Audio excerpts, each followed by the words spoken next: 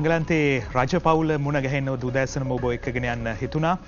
සාමාන්‍යයෙන් එංගලන්තේ රජපෞල මුණ ගැහෙද්දී ඒ අදාළ තිබෙනවා නියමිත කාල රාමුවක්. එතකොට වැඩසටහන් මාලාවක් මෙන්න මේ දේවල් පිළිපදින්න ඕනේ කියලා. ඒ වගේම රජින බැහැ දකින්න තිබෙන්නේ එංගලන්තේ බකින්හැම් මාලිගාවට ගිහිල්ලායි. හැබැයි ප්‍රශ්න තියෙන්නේ බකින්හැම් මාලිගාව ගරා වැටමින් පවතිනවා කියලා අද ප්‍රවෘත්තියක් පළ වෙනවා. එතකොට අපි කොහෙටද ඔබව එක්කගෙන යන්නේ? එංගලන්තයේ බකින්හැම් මාලිගයේ ගරා වැටෙයි. ප්‍රතිසංස්කරණයට ස්ටර්ලින් පවුම් මිලියන 150ක් වැය වන බව අද දිවයින විදේශ ප්‍රවෘත්තියක් යටතේ වාර්තා කරනවා. ලන්ඩන් නුවර සුප්‍රසිද්ධ බකින්හැම් මාලිගය ගැන තමයි අපි මේ ප්‍රවෘත්ති ඉදිරිපත් කරන්නේ. අපි කැමතියි ඔබ ඇතුළට එක්කගෙන යන්න. බකින්හැම් මාලිගයේ සුන්දර රූපරාමු දෙස ඔබ අවධානය යොමු කරන්න. ඔබ හිතන්නේ මේ ඔබයි ඇවිදගෙන යන්නේ බකින්හැම් මාලිගය නරඹන්න කියලා. බොහොම සුන්දර ස්ථානයක්. බකින්හැම් මාලිගයේ ඉදිරිපසම තියෙනවා මේ වගේ බොහොම සුප්‍රසිද්ධ කුළුණක්. ඔබ මේ දකින්නේ බකින්හැම් මාලිගයේ ඉදිරිපස.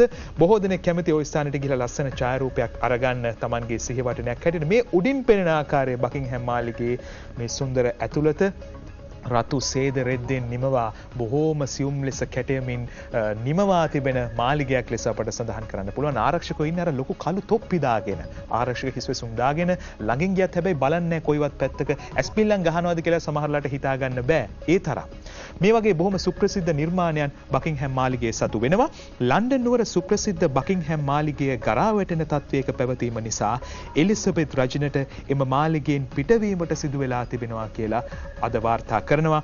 මාලිගයේ ප්‍රතිසංස්කරණය කිරීමට ස්ටර්ලින් පවුන් මිලියන 150ක් වැය වෙනවලු. වර්ෂ 1837න් පසු එලිසබෙත් රජින බකින්හැම් මාලිගයෙන් පිටව යන පළවෙනි අවස්ථාව මෙන්න මේකයි කියලායි අද විදේශ පුවත් වාර්තා කරන්නේ. බකින්හැම් මාලිගයේ 426ක කාර්ය මණ්ඩලයක් ද සේවය කරනවා. එලිසබෙත් රජින සහ පිලිප් කුමරු වින්සර් මාලිගයේ පදිංචියට යන බව තමයි වාර්තා වන්නේ. 426 දෙනෙක් මේ මාලිගයේ සේවය සඳහා ඉන්නවා. අතට පායට වැඩකාරයෝ කෑම එකක් ගේන්න කිව්වොත් කෑම එක හම්බෙනවා. එතකොට කන්න කැමති කෑමක් තියෙනවා නම් ඒ කෑම ඕනෑම වෙලාවක හදලා දෙනවා.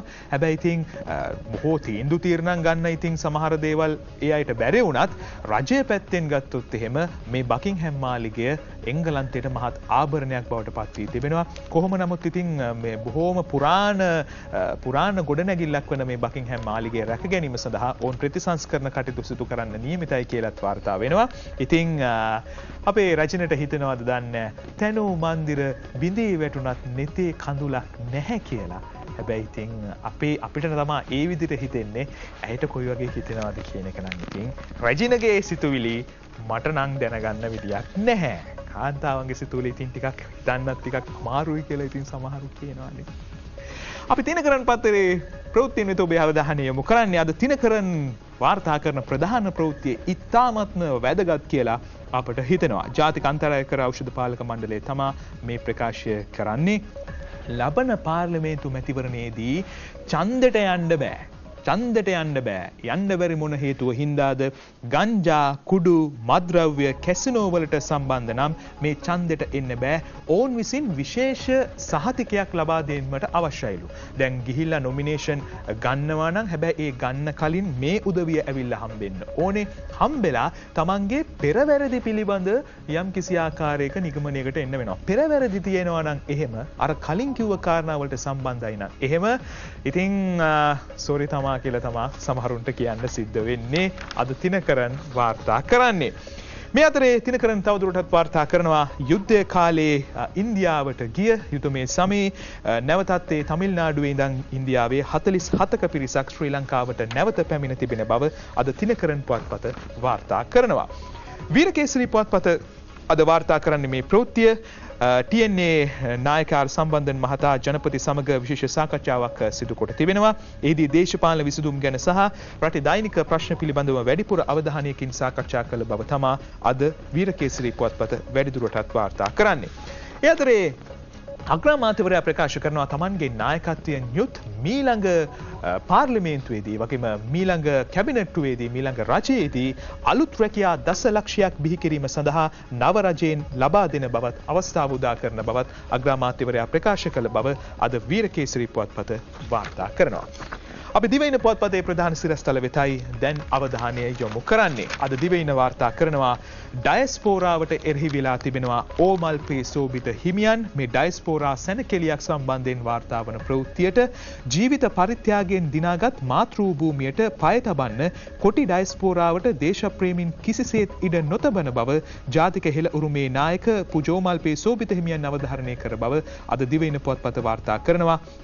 විදේශ අමාත්‍ය මංගල සමරවීර මහතාට කොටි ඩයස්පෝරාව සමග නාඩගම් නැටීමට ඕනෑ තරම් කොළනි ඇති බවත් එහෙත් අප මාතෘ භූමියේ එය කිරීමට කිසිවිටක ඉඩ දිය නොහැකි බවත් උන්වහන්සේ පැවසූ බවයි අද දිවයින පුවත්පත ප්‍රධාන සිරස්තලයෙන් වාර්තා කොට තිබෙන්නේ. ඒ අතරේ දිවයින වාර්තා කරනවා තවත් ප්‍රවෘත්තියක්. ඊයේ ජනාධිපතිතුමාගේ ප්‍රධානත්වයෙන් නීරෝගා ලොතරැයිය එළි දැක්ුණා. මේ එසේ මෙසේ ලොතරැයියක් නම් නොවේ. වකුගඩු රෝගීන්ගේ සුබ සාධනය උදෙසා ජාතික ලොතරැයි මණ්ඩලය විසින් ආරම්භ කළ නීරෝගා ලොතරැයිය නිකුත් කිරීම ජනාධිපති මෛත්‍රීපාල සිරිසේන මහතාගේ ප්‍රධානත්වයෙන් ඊයේ කොළඹදී සිදු වී තිබෙනවා. එහිදී මුදල් අමාත්‍ය රවි කරුණානායක මහතා විසින් එම ටිකට් පතේ ආකෘතිය ජනාධිපතිවරයා වෙත පිරිනැමූ අයුරු සෞඛ්‍ය අමාත්‍ය රාජිත සේනාරත්න, මුදල් රාජ්‍ය ඇමති මහින්ද සමරසිංහ සහ ජාතික ලොතරැයි මණ්ඩලයේ සභාපතිනි ශර්මිලා පෙරේරා යන මහත්මීන් මෙහි ඉන්නවා කියලා අද දිවයින පුවත්පත වැඩිදුරටත් වාර්තා කරනවා. අපි වෙන අයට නම් කියන්නේ මෙන්න මේ දේවල් ගන්න, මේවා ගන්න, අරවා ගන්න කියලා. හැබැයි මං කියනවා ඔබට නීරෝගා ගන්න කිසිම ප්‍රශ්නයක් නැහැ. මේ අරමුදල වැය වෙන්නේ වකුගඩු රෝගීන් සඳහා බව තමයි අද මේ පුවත වාර්තා කරන්නේ.